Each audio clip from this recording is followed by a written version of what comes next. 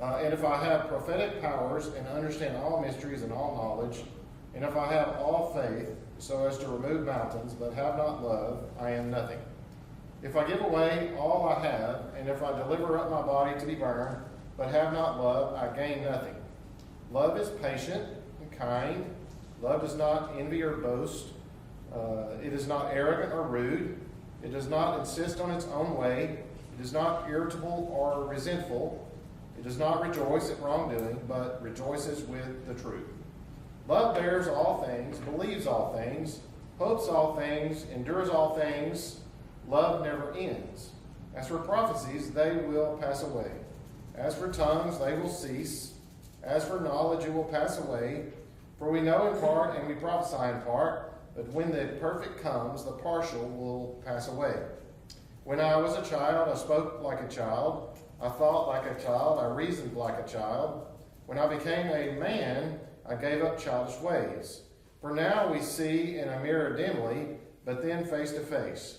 Now I know in part, then I shall know fully, even as I have been fully known.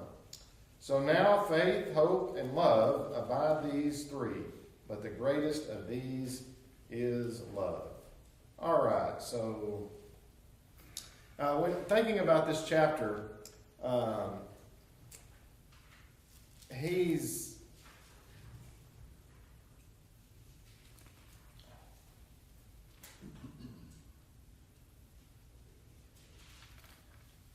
see where I want to start here. Yeah, let's start here at this comment. The love is the greatest force that motivates us to be a Christian. So when you think about that idea, you can think about Mark 12:29 through 31.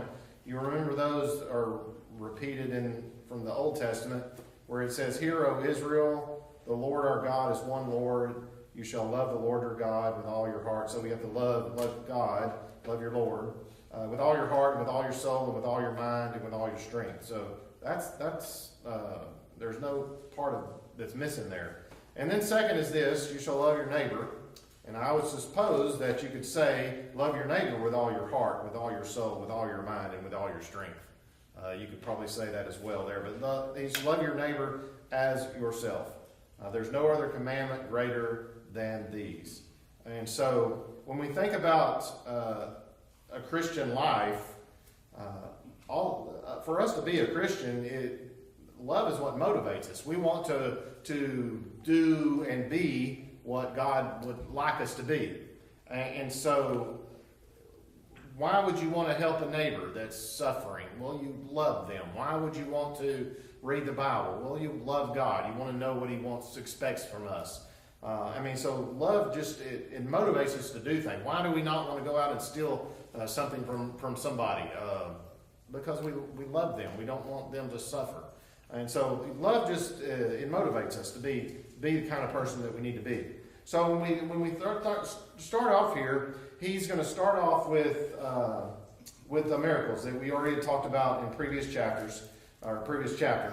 That remember they were arguing about the different gifts, and they were talking about they were fighting over which was better, and so it kind of leads into you have something? You finish your thought. Oh, he kind of leads into this love and why love is more important than their gifts that they had. Go ahead. I was looking at this rendering. It's called the Living Bible, but it's really the Living Bible commentary. Yeah. But it has some interesting points. He said, if I had the gift of being able to speak in other languages without learning them, you can see this is commentary right here. I mean, it's true, but it's not what the Bible says. If I could speak in other languages without learning them, and could speak every language there is in all of heaven and earth, but didn't love others, I'd only be making noise. And he leaves out the clanging cymbal and the resounding gong. He just says it's making noise. Yeah. So that's why I call it a commentary. But right. It's interesting sometimes to read commentaries. Yeah, because it just puts it in a different way, saying the same thing. Yeah. and they did a good job there, I think, of where they tongues of men there, because I think that's a better understanding of what he's trying to say here, speaking in different languages than necessarily tongues there. So here, when we see tongues, tongues, and this was interesting, what he said here, I didn't verify, but he said that tongues are discussed nowhere in Paul's letters except in regard to Corinth. And I was like, well, I didn't really know that. I knew that tongues was out there, but I didn't realize that Paul only talked to the Corinth church about the gift of tongues. Maybe what I was thinking is maybe I think we talked a little bit about this last week, but maybe it was because of the many languages that was in Corinth. Acts 2, 7 through 11. Let's look there real quick, because you can see, there was a lot of different languages that was spoken, not necessarily all these in Corinth, but Acts 2, 7. I'm sure you remember all these, a bunch of languages here, but so here they heard everybody in there. Remember in Acts 2 they heard everybody in their own language. And there in verse 9 it starts with the languages: Parthians, Medes, Elamites, residents of Mesopotamia, Judea, Cappadocia, Pontus, Asia, Phrygia, Pamphylia, Egypt, Libya, Cyrene, visitors from Rome, Jews, proselytes, Cretans, Arabians, and we all heard all these in our own tongue. So, or heard these speak in our own, each one of those heard them speak in their own tongue. So, Corinth was a place that they had a lot of people that would come there and trade and sell stuff. And so, it's a good possibility that's why they had so many problems with this gift of tongues. Maybe they needed it so they could preach the gospel.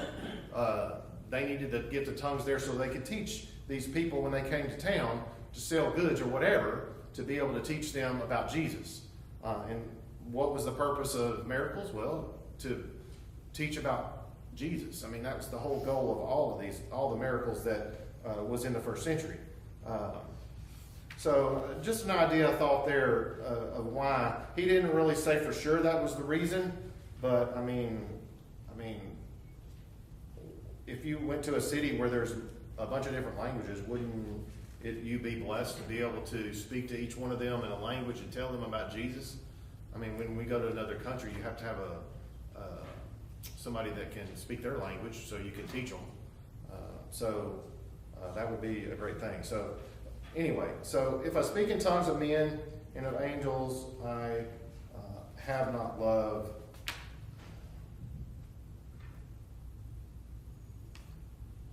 So here we see the tongues. This word love, I wanted to touch on that a little bit. There's several words in Greek that are spoken of here. This one is agape, is the word that was spoken of that Paul used. He didn't use the other forms of love. He used agape, which they're all three different meanings. But agape was let me just read what he's said here. One could put himself in the place of another person and act for the good of the other. So that's kind of so somebody that loves somebody, they could put themselves in their shoes and understand what they're going through and what is good for them. So they're kind of you're not just. It's not just an idea of a mindset. It's more of action and mindset, and the way we treat a person, what we do for them. He said here, the Christian offers love and gracious deeds without judging the worth of the other person. So why would I want to help somebody? Well, maybe there might be a reason why they're dressed kind of nice, so I don't mind helping them. What about this other? I saw a post the other day. A friend of mine posted a picture of this scraggly old man and said, "Would you, if that was Jesus, would you talk to him? Or even if it's another person, would you teach him the gospel?" So kind of interesting as you think. But love would, no matter how he looked, would be interested in teaching that person the gospel of Jesus. Sometimes it's just hard. We get in our head. We see somebody. Well, they wouldn't want to study the Bible. Well, maybe they do. We don't even know. So we have to be careful with judging somebody else.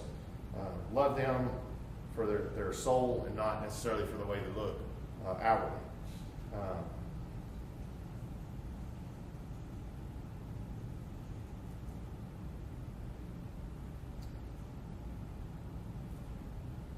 So here he said the tongues of men, and what about the tongues of angels? Anybody got an idea on that? Commentary didn't have an idea on that. I kind of think maybe angels speak in a different language when they speak to each other. I mean, everybody, all people have their own languages. Possibility there. Any thoughts? No thoughts on that one?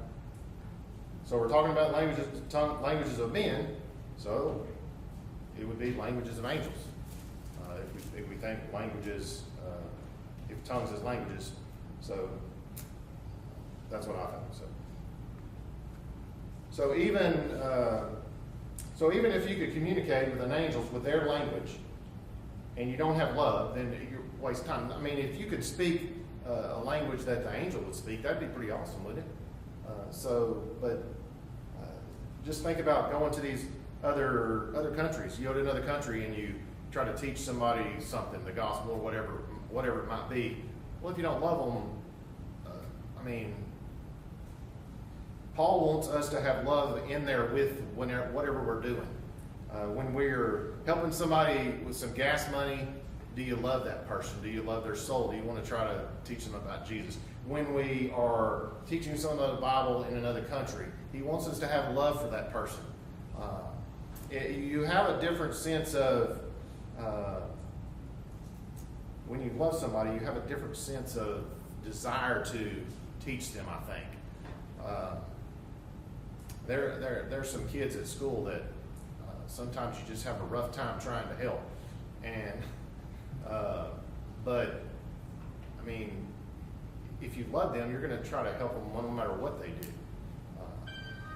So that's the kind of love we should be showing to each other and everybody around our neighbor.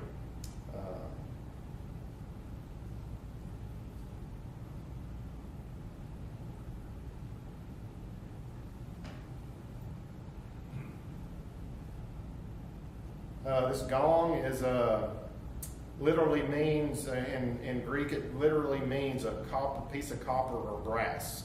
So if you took a piece of copper, flattened it out, or a piece of brass, I had a gong I started out at the house. My uncle gave me a big old round thing. I started to bring it up here and we could hit it, but I didn't want to do that. But anyway, it's gong. It's what good does it do to hit on a piece of metal and it make a big loud sound? Dylan, you've seen that, haven't you? That big gong in my house. Did you hit it? Did you hit it? No, you didn't hit it? You call people to dinner that way. Yeah, you could, I guess. So, but anyway, it's just a bunch of noise. A noisy gong or a clanging cymbal. Think about in a band, whenever they play the cymbal, it's like, it's loud and obnoxious. Glad they don't do it the whole time. They just hit it every once in a while.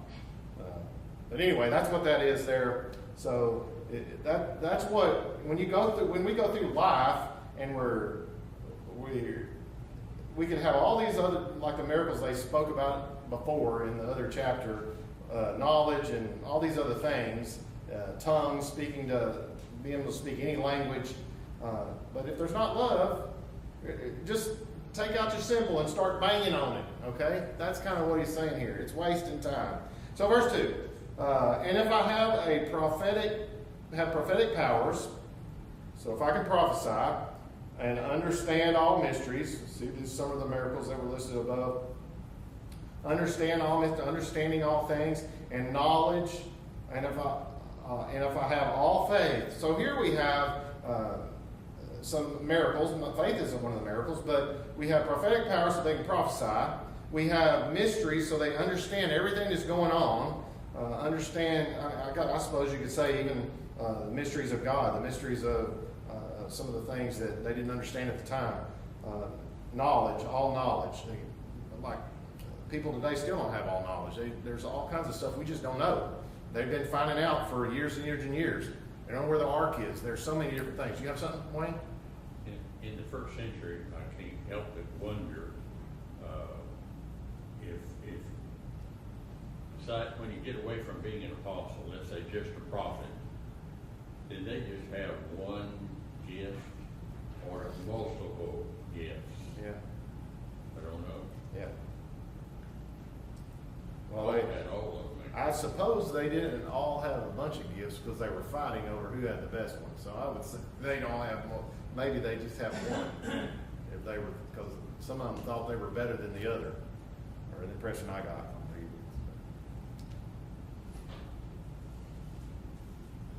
So all those things are worthless without love.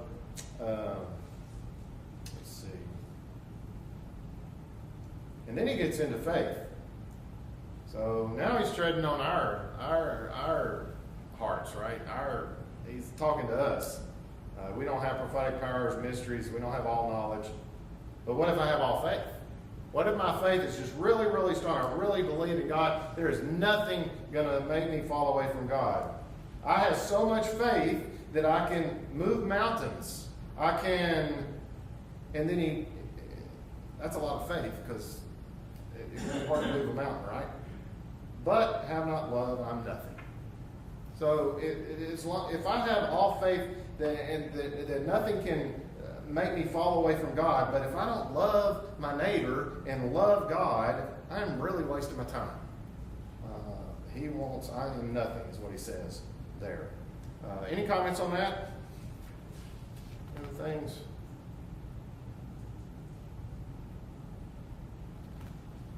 When you think about nothing here, he says, an insightful prophet might speak the truth in an uncaring, unloving way. He might have a deep knowledge of the scriptures and understand all mysteries, yet if he failed to speak from the heart of love, his efforts would be destined for utter failure. Imagine going up to somebody and trying to teach them. If they don't think that you love them, how much profit are you going to be? How profitable are you going to be teaching somebody the gospel if they know that you don't love them? I mean, anybody that you're talking to, if they sense that you don't love them, I mean, I don't really want to use this example, but there's somebody that, two people, let's just say it that way, two people that one speaks to someone one way and this other person speaks to someone in a more demeaning way where they think they're high and mighty. Which one is going to have a better effect on this person that they're talking to? Well, it's the one that's speaking kind of in a loving way that's not demeaning. So it's important for us to try to be loving when we talk to people. John Stott said this. He said that love is the principal, the paramount, the preeminent, the distinguishing characteristics of the people of God. Nothing can dislodge or replace it. Love is supreme. So it is. It's the most important thing. I know I preach a lot and I try to intertwine love our neighbor and love our God. And sometimes I'll just mention that. This falls under that. This falls under this one. They all fall under love and loving God or loving our neighbor.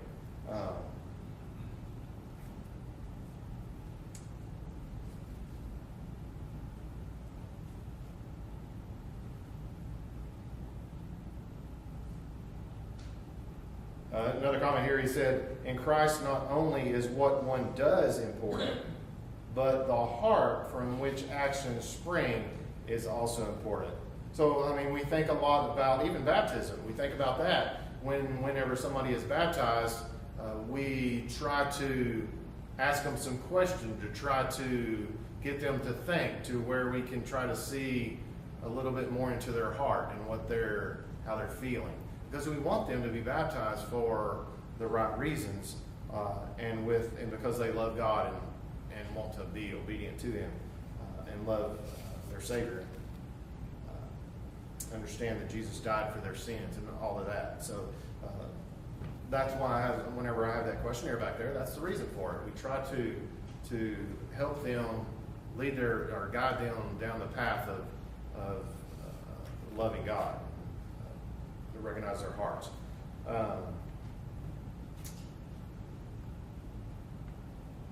Okay, now he gets into a little bit. We can still think about this in reference to us. It says, if I give away all I have, I can give $1 million to the church, right? Okay. And if I deliver up my body to be burned, I'll give my body so that somebody else may live. Okay. But if I don't love that person, what do I gain? I gain nothing. There's many people that maybe they give so they can have a tax write-off. Is that helping them out with God any at all? No. It means nothing. Love must be involved there. Any comments on that first paragraph?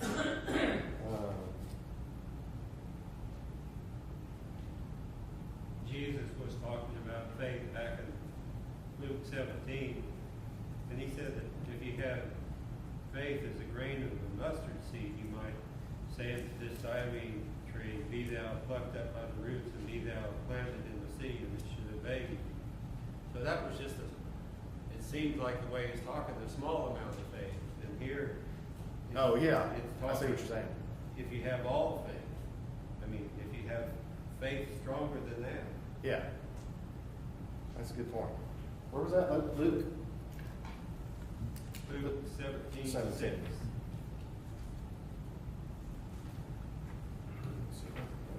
That was 2.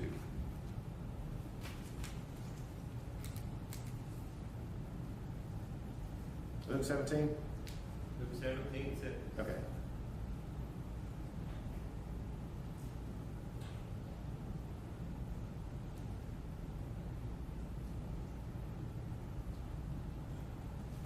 Thank you.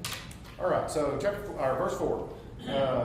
So here, when we get to verse 4, we're going to see the characteristics. So we've been talking about love and that it's important.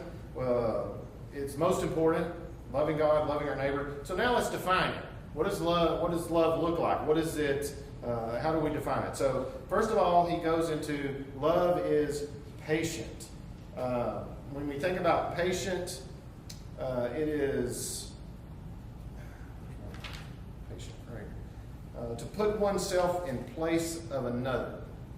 So if your brother's suffering, you might try to take some of that suffering away, or you might suffer with him.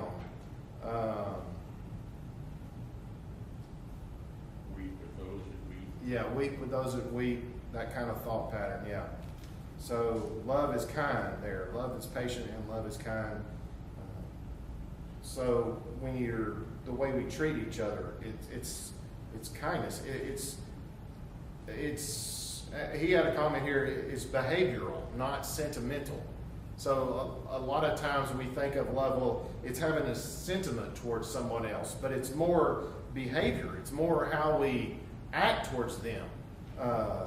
Walk by somebody and just snub your nose at them. That's not showing love. It's a behavior that you're doing.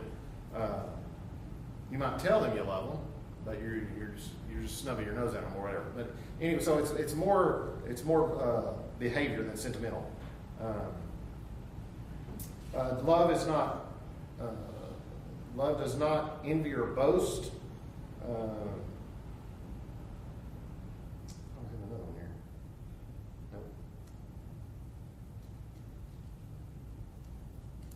Love is not jealous.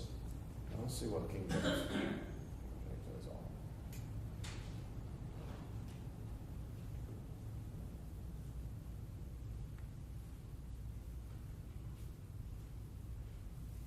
Yeah, here he says love is envieth not. So love doesn't have envy. Vaunteth not itself, puffeth not itself up. So New American says Love does not seek its own. Yeah. So that would be, whatever's good for me is going to be good for you. Right? That's seeking your own. I want better for you than I want for me. Well, that's what love does, yeah. Love does not seek its own. So you want, it's not me, it's us, it's you. Yeah. It's kind of backwards because he's saying not in some of these. So think about that in reference to these Corinthians that had different gifts and different miraculous gifts, speaking in tongues, healing the sick, prophecy, and they were in competition for these gifts. They wanted the better gifts. They wanted a gift somebody else had. We can't have the gifts somebody else had. If you think about just us today, I mean, maybe I'm good at something, you're not. Maybe you're good at something, I'm not. We can't have each other's gifts. We have our own gifts. We do our own thing for the church. And so that's not jealous. It's not envying somebody else. Love does not brag and is not arrogant. So I'm not going to brag on the things that I do well. I'm not going to tear down somebody else because to make them look less, that's not good English, less better than me. That's not good English, but anyway. Terry said here, not absorbed in himself. Always talking about himself. We shouldn't go around talking about all the great things we do. Maybe talk about your neighbor and what the great things they do. That would be more appropriate, I suppose. And this was interesting as he talked about here. Love, here not provoked, but thinketh no evil. So think about this. What came to my mind here is the Pride slogan. You know what that is? Love is love. And so they say that. They say that to express this meaning. That meaning romantic and personal affection is valid, equal, and deserving of respect regardless of gender and sexual orientation. And so sometimes love can cause us to do things that are evil, that are not right. They're not right with God's word. Do they love that other person? Probably. A male might love another male. Is that appropriate? No. It's written in the Bible that we're not to do that. And what he was saying here is that love can be used as an excuse to justify some of the most unloving elements in human behavior, including everything from adultery to extortion. Well, I love money, so can I extort somebody else? You see what I'm saying? Love can just, it can be carried to the extent that you do evil things instead of, and things against God rather than things for God. Okay, verse 5. It's, what I was doing here as I was going through, I was trying to think of some way that Jesus that Jesus was like this. So if you think of love does not act unbecomingly, does not seek its own, what would you think about in reference to Jesus? Think about Jesus, the way he lived and something he did that make you think of he does not seek his own. I put his nails in his hands and his feet. He wasn't seeking his own because he died for us. The other one I put, he's hung on the cross and he couldn't breathe. So he wasn't seeking his life. He was seeking life for us. So that's kind of what I was thinking as I was thinking of this. So here he said, love does not behave in an un-Christ-like manner. So we got to be like Christ. So we might have to suffer. He suffered nails in his feet and hands. He couldn't breathe while he was hanging on the cross. He suffered the pain from the whips and stuff. So how are we going to behave? We got to behave like that. So We gotta love somebody so much that sometimes we just have to suffer. Did you have something, Wayne? I'm just thinking about, so far, this entire chapter, what we are, verse 4 maybe? Yeah. 5, yeah. This entire chapter reminds me of a book that Leroy Brownlow authored. It's called Do's and Don'ts for the Christian. Paul's giving a list of do's and then a list of don'ts. Yeah. Well, he sure is. And here again in verse 5, does not act unbecomingly. So, as we talked about a while ago with the pride slogan, here he said one may claim love as a justification for behavior that godly people recognize as despicable or sinful. Yeah. I was going to say, I think that we confuse what the definition of love is. We use love for a lot of things when that's not what love is. I mean, you see it all the time. You know, young kids at school, middle school and stuff, well, I love you. Well, you don't even know what love is. We just use love to try to express things. So if you talk about same-sex marriage and all that, that's not love. That's just lust, fornication. I mean, it's sin. But we use love to disguise things. Right, yeah. Because we try to make love fit what we want it to instead of the fact of what is love? Well, God is love.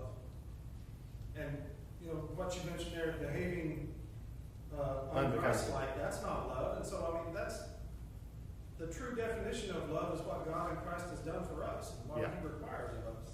Yeah. And so we use love sometimes to represent things and mean things that it's not what it is. Yeah. But we do that all the time with words and things. He had a comment here I thought was really good. It's to be, where was it at?